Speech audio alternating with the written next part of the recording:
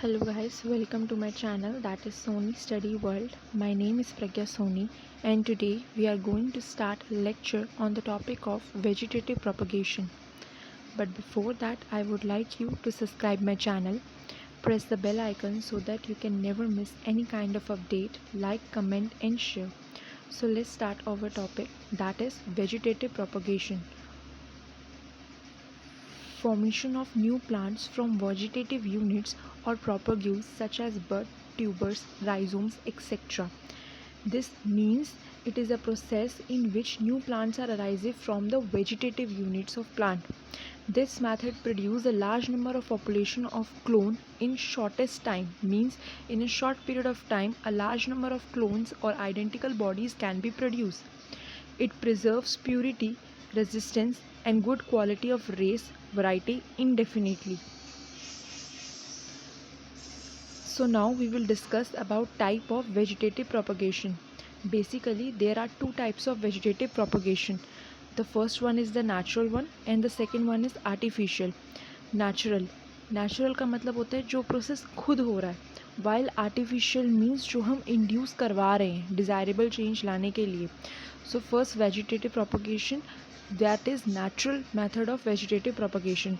Vegetative propagation can be natural, that is the plant will make copy of itself using structures like bud.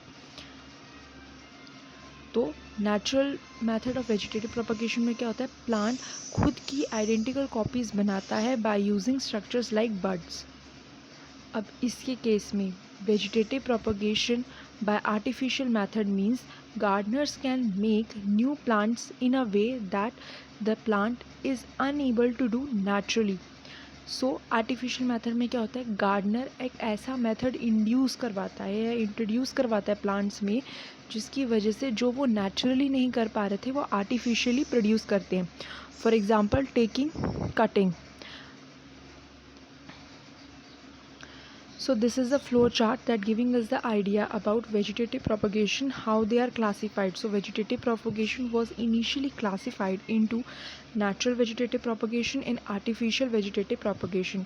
Natural vegetative propagation के types होते हैं by root, stem, leaves and bulbils. While artificial vegetative propagation के type होते हैं cutting, layering, grafting, approach grafting and micro propagation. So now we will learn about natural method of vegetative propagation. इसमें सबसे पहले आता है the vegetative propagation which occurs naturally without human efforts is called as natural vegetative propagation. This type of reproduction take place in various forms. So पहला जो form है by roots. Example क्या होता है, sweet potatoes. Basically the leaf shoot arises from bud of the root called slip. Some plants that propagate by common roots are Dalderia, Ulmus rosa. So basically by roots में क्या होता है, roots which have swollen root act as a storage structure. So basically this is a sweet potato diagram which is showing us that कि जो root swallow रखी है उनमें reserve food material है and this is the modification of root. Now the second type is vegetative propagation by stem. So stem tubers के through vegetative propagation होती है. Potato जो होता है वो stem modification में count होता है, while जो sweet potato होता है वो root modification में count होता है. Just like your tuberous roots, some plants have tuberous stems. These stems bear buds that form new plants. Therefore the eye bud जो होता है इसी से new plant arise होता है. Example क्या है इसका, potato. Third one is runner. Some plants grow along the ground and contain modified stem called runners. These runners contain buds that can produce roots and stems. Example strawberries. इसमें क्या है, एक plant है जिसकी stem जब ground को touch करेगी तो कुछ टाइम बाद अपने आप रूट्स एंड शूट्स दोनों की फॉर्मेशन होगी एंड वहाँ से एक और प्लांट अराइज करेगा. तो जो स्टेम ग्राउंड को टच होती है उसे हम रनर कहते हैं एंड उसके थ्रू न्यू प्लांट्स अराइज होते हैं. इसका एग्जाम्पल होती है strawberries. Now vegetative propagation by leaves. The classic example of vegetative propagation by leaves is Bryophyllum. So this is the image of Bryophyllum in which the margin of leaves contains buds that can develop into the new plants. Now we will talk about artificial means of vegetative propagation. So first artificial means of vegetative propagation जो होता है वो होता है cutting. It is a method in which a cutting of plant is taken and planted. This cutting is a part of stem or a branch of the plant. So cutting method में हम क्या करते हैं, हम एक plant के part को cut करते हैं और उसको प्लांट कर देते हैं डायरेक्टली. वो अपने आप ही शूट्स एंड रूट्स डेवलप करता है और न्यू प्लांट्स में कन्वर्ट हो जाता है.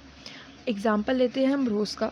इस डायग्राम में क्या दिखाया है, हमने एक रोज़ प्लांट की स्टेम को कट किया और उसकी स्टेम को हमने एक सॉइल में प्लांट कर दिया. कुछ टाइम बाद अपने आप ही जो स्टेम थी वो रूट्स को डेवलप करवाएगी और एक न्यू प्लांट अराइज हो जाएगा. So the second method is grafting. Grafting is one of the most important technique. The grafting is a technique of connecting two parts, usually a root system and a shoot system, from two different plants in such a way that they unite and later develop as a composite plant.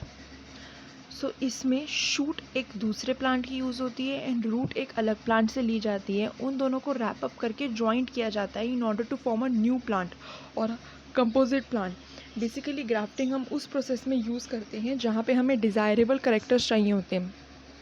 Example है Apple.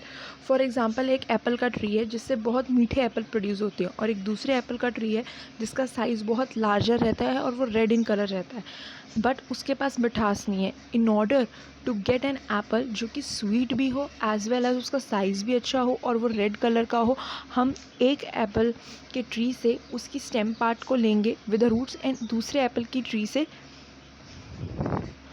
हम उसका shoot part arise करवाएंगे and then उन दोनों को cut करके अगर हम जॉइन करेंगे रूट किसी और से एंड शूट किसी और से और उसे हम जॉइन करेंगे तो इस प्रोसेस को हम कहते हैं ग्राफ्टिंग. आफ्टर सम टाइम वो प्लांट अपने आप जॉइंट हो जाएगा क्योंकि उसके जो टिश्यू सेल्स होंगे वो एक दूसरे के साथ मल्टीप्लाई कर जाएंगे and then we get an apple having the desirable characters. Now the next and the most important method is micropropagation, that is propagation by plant tissue culture. This method includes propagation of plant by culturing the cell tissue and organ which is called tissue culture. So micropropagation जो होता है वो tissue culture के through ही किया जाता है. अब ये प्रोसेस कैसे अप्लाइड होता है उसका मेथड ये रहा. Initially the culturing of cell और a tissue result in the formation of undifferentiated mass of cell called callus. So basically एक अनडिफ्रेंशिएटेड मास ऑफ सेल लिया जाता है जिसे हम कैलस कहते हैं. उसे हम एक न्यूट्रिएंट मीडियम में ग्रो करवाते हैं. After some time it differentiates to form a large number of plantlets. कुछ टाइम के बाद कैलस डिफ्रेंशिएट और डिवाइड होकर प्लांटलेट में बन जाता है और इसी प्लांटलेट को हम सॉइल में जब सॉलन करते हैं बोते हैं तो दे कन्वर्टेड इनटू प्लांट्स. अब ये एक इमेज है the test tube that contain small plantlets. While diagrammatic representation से अगर समझने की कोशिश किए तो हमने एक प्लांट से उसके टिश्यूज़ लिए, उसको हमने न्यूट्रिएंट मीडियम में ग्रो करवाया which is a agar growth medium. After some times it is converted into callus and when the callus differentiates then it is converted into plantlets. After some times जब हमने इस plantlets को soil में plant करवाया then within a few days it develops into plant. So now advantages of vegetative propagation. Vegetative propagation हमने applied तो कर ली but इसके क्या क्या advantage हैं वो अब हम पढ़ेंगे. First, the plant that are produced with vegetative propagation grow faster than those that are produced with sexual reproduction. जो plants हम vegetative propagation के through produce करवाते हैं वो faster grow करते हैं as compared to the plants which uses or produces by sexual reproduction. The plants that reproduce with the vegetative propagation have fruits and flower ahead of time. The plants that are produced have exactly the same character as that of their parents. जो plants हम vegetative propagation के through produce करवाएंगे उनके पास वही desirable characters होंगे जो उनके parents के पास होंगे, कोई वेरिएशन नहीं होगी. और प्लांट्स जो होते हैं that are disease free plants. Transgenic plants can be produce use tissue culture. Transgenic plants जैसे कि हमने माइक्रो प्रोपगेशन की बात की थी वो अगर हमें डिज़ायरेबल करेक्टर चाहिए फ्रॉम मैनी डिफरेंट प्लांट्स, तो हम माइक्रो प्रोपगेशन के थ्रू उन प्लांट्स को प्रोड्यूस करवा सकते हैं। अब हमारा वेजिटेटिव प्रोपगेशन टॉपिक कंप्लीट हो गया है। Now there are some important questions that might come into your exams. First is name the vegetative propagation in agave. Agave में कौन सी वेजिटेटिव प्रोपगेशन यूज़ होती है? बुलबिल। So this is the diagrammatic representation of agave. Now the next question is name the organism referred as terror of Bengal. So water hyacinth is known as terror of Bengal. Then the third question is state the advantages of vegetative propagation. So in the previous slide we have learned that there are several advantages of vegetative propagation.